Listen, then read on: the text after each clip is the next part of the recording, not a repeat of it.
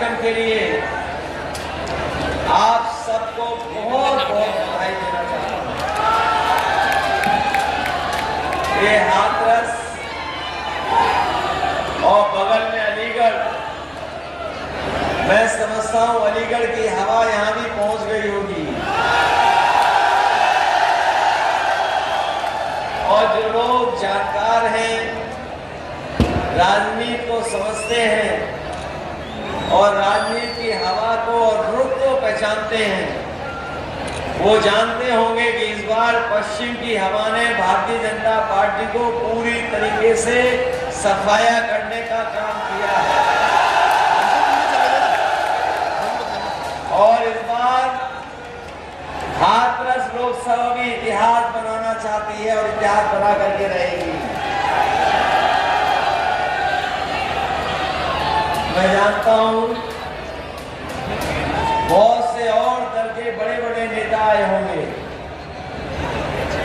अपनी उन्होंने अच्छाई कम बताई होगी, दूसरों की बुराई जरूर करके गए होंगे, लेकिन ये जोश और उत्साह बता रहा है और जो हमें समर्थन दिखाई दे रहा है, ये बता रहा है कि इस बार भारतीय जनता पार्टी की विदाई होना निश्चित है। ये लोग जो 10 साल अपनी सरकार की उपलब्धियां बता रहे हैं, मैं उन्हीं लोगों से पूछना चाहता हूं कि अकेले 10 साल नहीं, केवल दिल्ली के सरकार के 10 साल नहीं, बल्कि उत्तर प्रदेश के 7 साल जोड़ दो। इन बीजेपी वालों को 17 साल की सरकार का हिसाब किताब देना है और 17 साल की जो सरकारें हैं, 10 साल दिल्ली के, 7 साल उत्तर प्रदेश सरकार का, अगर हिसाब किताब मांगेंगे तो आप जानते होंगे कि इनकी सरकार में किसान दुखी हो गए। अखिलेश जी, योगी जी आए थे हाथरस, वो बोल रहे थे हिंदू एक हो जाओ, क्या कहेंगे? हम भी तो वही हैं और तुम भी वही हो गए जी।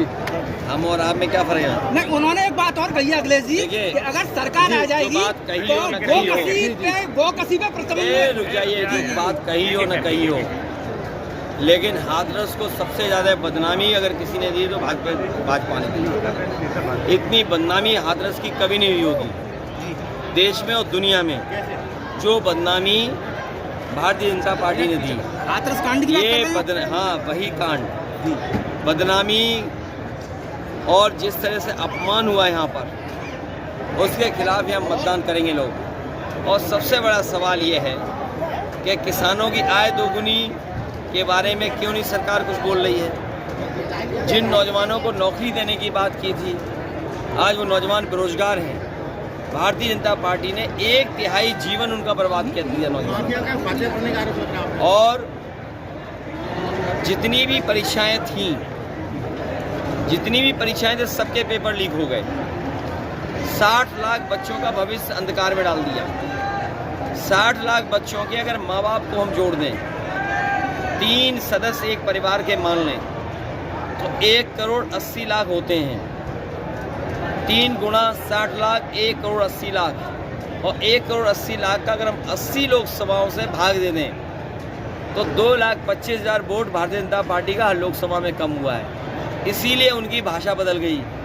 जो 400 पार का झुंझुना लिए घूम रहे थे, अब कहाँ बोल रहे हैं 400 पार? अब झुंझुना जो गारंटी की घंटी बजा रहे थे, बताओ, गारंटी की घंटी जो बजा रहे थे, कहाँ है उनकी गारंटी? महोदय, एक बात बताएं, आपने जो 16 लाख करोड़ का कर्ज माफी का वायदा किया था, ये डेटा कहाँ के सूत्र है? बहुत सिंपल है। आज के ज़माने में गूगल पे बटन दबाइए और ये कहिए कि भारत सरकार ने जो नियम बनाया था कि 5 करोड़ से ऊपर जिन उद्योगपति, जिन कारोबारियों पर बैंकों का कर्ज है वो माफ़ होगा। और आप गूगल कर लें, हम आप सब खड़े हैं, अगर गूगल करके देखेंगे आपको सब पता लग जाएगा।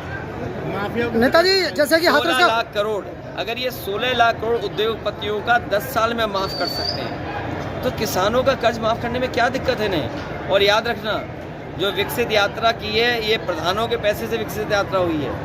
जिस दिन हमारा किसान खुशहाल हो जाएगा उसी दिन भारत विकसित हो जाएगा। इससे पहले भी नेता जैसे हाथरस का पुलवामा कांड में जो मनीषा हत्याकांड हुआ था उस परिवार के लिए अभी तक न्याय नहीं मिला है। जो भारतीय जनता पार्टी के मुख्यमंत्री योगी आदित्यनाथ जी ने उनके लिए एक नौकरी के लिए एक आवास के लिए कहा था, अभी तक उन लोगों को न्याय नहीं मिल पाया है। उसके बारे में क्या कहना चाहेंगे? योगी होकर के झूठ नहीं बोलना चाहिए। अगर कोई व्यक्ति योगी कहे अपने आप को तो उसको सच ही बोलना चाहिए। तो न केवल एक परिवार, ऐसे बहुत सारे परिवार हैं यहाँ कुशवाहा समाज के यहाँ हत्या हो गई, दो न दोषी पकड़े गए, अन्याय हो रहा वो अलग, झूठे मुकदमे लग गए वो अलग, और उन परिवार की मदद भी कोई सरकार ने की। इसलिए हमने आश्वासन दिया है कि उन परिवारों की मदद करने का काम समाजवादी लोग करेंगे। पीढ़ी आ जाएगी तो गहने बेचने की बात कर रहे हैं। क्या कहेंगे? मैं, मेरे पत्रकार साथी, मैं तो आपके माध्यम से और आपके माध्यम से जो स्टेटमेंट ये और जिस पे ये सवाल पूछ रहे हैं, मैं अपने दिल्ली के चुनाव आयोग से कहूँगा कि जिसने भी इस तरह की बात कही है उसके खिलाफ FIR दर्ज हो और उस पर कार्रवाई इलेक्शन कमीशन करे। आता है अनुभव जो मिला है वो ये अनुभव है कि इस बार भारतीय जनता पार्टी का सफाया कर देंगे। 2014 से पहले अराजकता की सरकार बताइए। कह रहे हैं कि आप परिवारवाद में पूरी तरह से जता गए हैं और 2014 से जो पहले की सरकार थी वो अराजकता की ऐसा बताया है। ये पहले ये बात तो बीजेपी को समझना चाहिए कि ये संघर्ष का परिवार है और सेवा के लिए परिवार पूरी जिम्मेदारी से परिवार लगा हुआ है। कम से कम उनके परिवार जैसा तो नहीं है, झूठ बोलता हो, वादे झूठे करता हो, और सबसे खतरनाक परिवार उनके साथ है जो कभी कभी समाज को बांटता है, वो आरक्षण को खत्म करना चाहता है और संविधान को खत्म करना चाहता है उनका परिवार। देखिए वोट चाहिए। मैं किसी की तरह, आप इतने बुजुर्ग समझदार पत्रकार साथी हो, सब जानते हो, जो लोग सबसे खतरनाक परिवार के संग चलते हों वो दूसरे परिवारों पे क्यों उंगली उठाएंगे। और मैं कहूँगा बीजेपी के लोगों से कि बीजेपी के लोग अगर ये बात समझते हैं और वो परिवार वालों के खिलाफ हैं तो जितने भी टिकट इन्होंने परिवार वालों को दिए सबके टिकट वापस ले लें और किसी परिवार वाले से वोट ना मांगे। तो कितने वोट मिलेंगे उन्हें? ये तो EVM बताइए। Thank you sir, thank you.